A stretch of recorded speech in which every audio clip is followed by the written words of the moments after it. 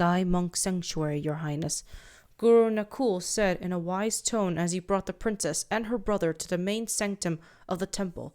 As for the rest of the monks and nuns, they all went to their seats, with said seats being nothing more than red and orange cushions on the floor, waiting for their leaders to speak. "Thank you, sir," Soraya replied as she and her brother sat in the seats placed for them by the other sky monks and nuns. Unfortunately for Tahir, he wasn't able to sit properly due to his Gryphon body preventing him from sitting like a normal human, so he had to compensate by sitting on the floor in a manner resembling a cat or even a dog, much to his slight embarrassment. The sky nun from earlier quickly brought Soraya and Tahir some tea, with Tahir's tea being placed in a large bowl while Soraya's was in a cup. Before Soraya could thank her, the sky nun immediately went back to her seat without saying a word, but not before emitting a light blush around the siblings. Why she was blushing was anyone's guess, with Soraya being the most curious and eager to find out later. "If you don't mind me asking," Soraya asked Guru Nakul, "why exactly were we brought here? What do you know about Dahak?" "We know enough about him to fear him, while also finding ways to stop him once and for all," Mahid explained in a serious tone. "We also believe that you two are the key to stopping Dahak," Ishana revealed, causing Soraya to gasp in shock. "What? But how? How are we supposed to stop someone like Dahak? He has power beyond our understanding," Soraya exclaimed. "There is a prophecy," Nakul revealed. "A prophecy that was given to us by Omurazda himself." "Omurazda? The Omurazda? The creator of Avesta?" Soraya asked. "Yes, the Omurazda sent a prophecy to the two ancient beasts that reside within Avesta," Nakul confirmed with a nod. "The Queen of the Skies, Simurg, and the King of the Forest, Humbawa, received the prophecy from the Creator through his Yasatas before they passed it down to our ancestors and later to us." "And what was this prophecy about exactly?" Soraya asked with intrigue. The three gurus glanced at each other before reciting the prophecy that involved Soraya and Tahir before everyone within the temple. "Out of the darkness shall come two stars," Mahid revealed, "the Sky Princess and the Gryphon Prince.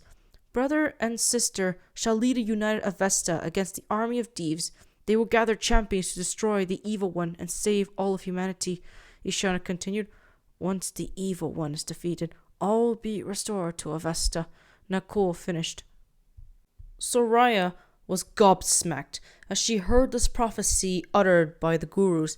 She had no idea that she was involved in something like this, but considering how her brother wasn't surprised at all, she became curious as to what he thought about this prophecy. "Tahir, did you know about this?" Soraya asked her brother, prompting the Gryphon to nod in response. "Yes, the gurus informed me of the prophecy the moment I arrived here," Tahir explained. "Believe me, I was just as shocked as you were, since I never heard of the prophecy until later." "Did Madar and Padar know about this too?" Soraya asked. "It appears they did not, since the prophecy was lost to time, except to only a handful of people within Avesta, including us," Ishan explained. "You see, centuries ago, during the era of King Yamshid, Dahak rose to power and proceeded to corrupt everything he could to fuel his dark ambitions, killing and taking everything, whether it be for money or even to satisfy his depraved lusts. There was no end to his greed or ambitions. Seeing the damage that Dahak caused, especially with the amount of criminals and thieves that were under his command, Omurazda sent a message to those who were suffering from his corruption and tyranny, involving the prophecy of the Sky Princess and the Gryphon Prince. We of the Sky Monk Sanctuary were also entrusted with the prophecy, as it was our duty to bring forth the ones who will be known as the Sky Princess and the Gryphon Prince. It was a destiny bestowed upon us by the Creator himself," Mahid continued. "For centuries, we have lived far away from human civilization after they slowly became overrun with corruption, vice, and self-destruction at the hands of the Deves.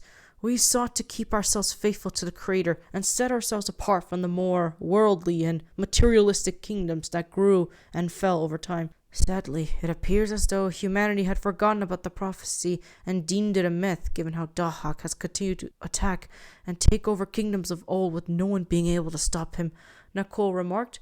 "But considering how your kingdom was ruled by the benevolent King Farid and Queen Anahita and managed to avoid the usual degeneration that most human kingdoms have undergone, Perhaps this is a sign that the prophecy will come true. Wait, is that why Dahak attacked us? Because he knew we were part of the prophecy?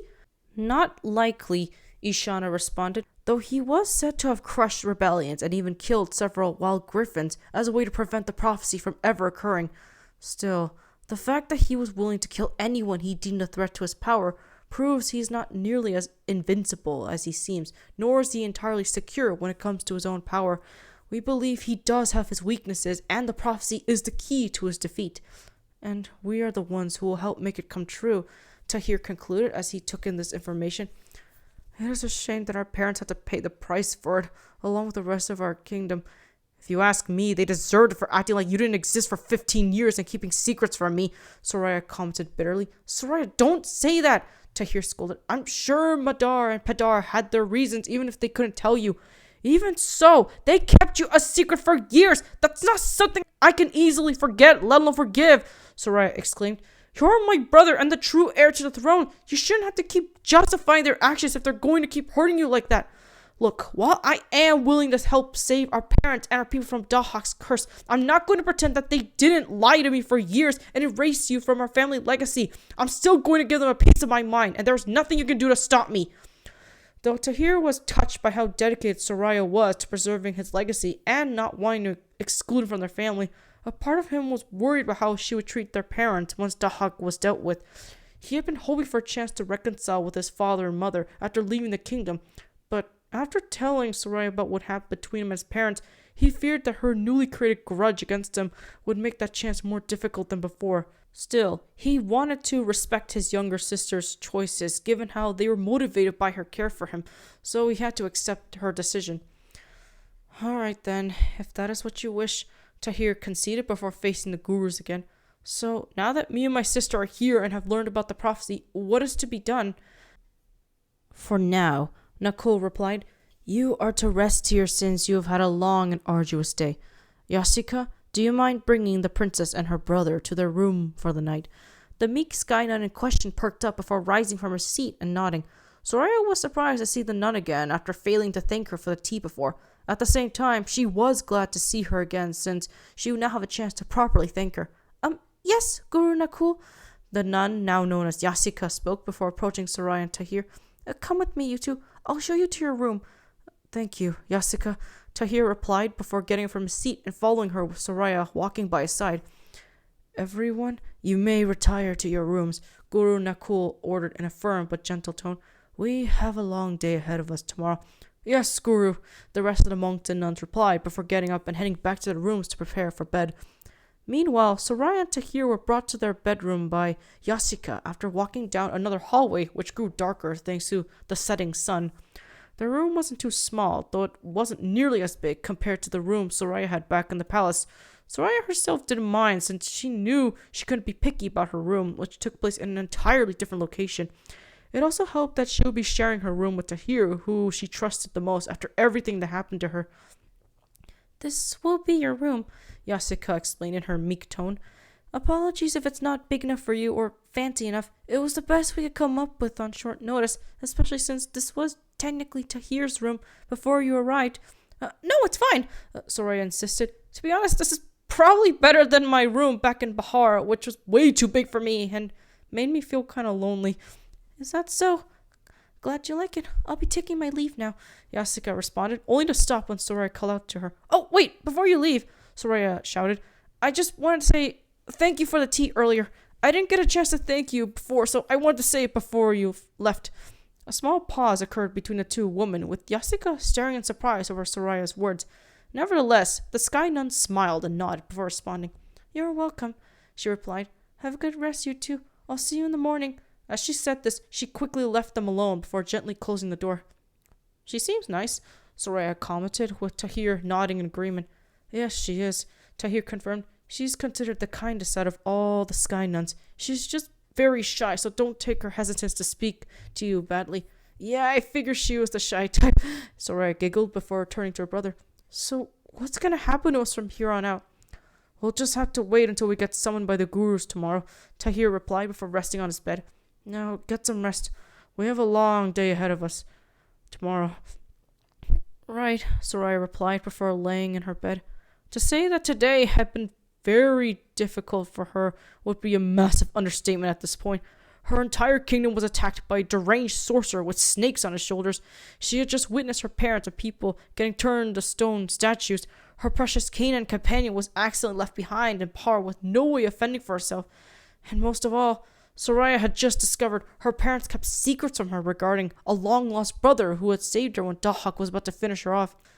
A part of her wanted to just roll up into a ball and cry for the entire night instead of sleeping like her brother wanted. It was, after all, the most natural response, given how Soraya was only 15 when all this happened, and on her coronation day nonetheless. It felt so tempting to just give up and hide herself from the rest of the world after witnessing such a traumatic event. But, amidst despair, a flicker of determination ignited within Soraya's soul. She knew she couldn't allow Dahak to triumph unopposed, not when she had anything to say about it. If fulfilling the prophecy would allow her to put an end to the tyrant sorcerer's actions, then so be it. With a steely resolve, she vowed to reclaim her kingdom and break the evil sorcerer's curse, no matter the cost. Soraya's resolve hardened as she recalled the frozen faces of her people. The coronation may have been interrupted, if not outright ruined, but her journey to save Bahar had only just begun. With courage as her guide, along with her brother and a handful of new allies, she would embark on a quest to confront Dahak and restore her kingdom to its former glory.